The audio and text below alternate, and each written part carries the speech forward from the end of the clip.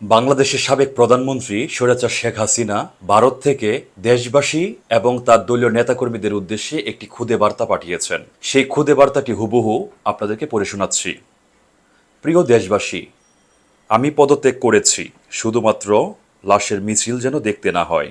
তোমাদের লাশের উপর দিয়ে ক্ষমতায় যেতে চেয়েছিল ওরা, আমি হতে দেইনি। ক্ষমতা দিয়ে এসেছি। ক্ষমতায় আমি থাকতে পারতাম যদি সেন্ট মার্টিন আর বঙ্গোপসাগর আমেরিকার কাছে ছেড়ে দিতাম। অনুরোধ রইল, তোমরা ব্যবহার হয়েও না। আমি বলে এসেছি, আমার সোনার সন্তানদের যারা লাশ করে ঘরে ফিরিয়েছে তাদের জন্য বিচার করা হয়। হয়তো আজ আমি দেশে থাকলে আরও প্রাণ জড়ত, আরও সম্পদ ধ্বংস হতো। আমি নিজেকে সরিয়ে নিয়েছি, তোমাদের জয় দিয়ে এসেছি। তোমরা ছিলে আমার শক্তি, তোমরা আমাকে চাওনি। আমি নিজেই তখন চলে এসেছি, পদত্যাগ করেছি। উনি আরও বলেন, আমার কর্মীরা যারা আছেন কেউ মনোবল হারাবেন না।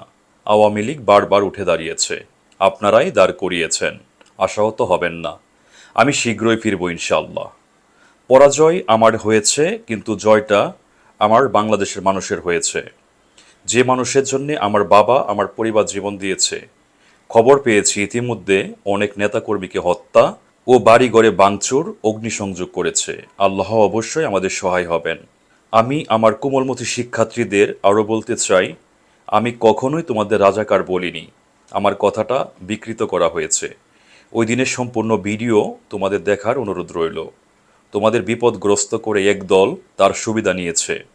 তোমরা ঠিকই তা একদিন অনুধাবন করতে পারবে বলে আমার বিশ্বাস। ভালো থেকো আমার দেশের মানুষ, ভালো রেখো আমার সোনার বাংলাকে। জয় বাংলা, জয় বঙ্গবন্ধু শেখ হাসিনা।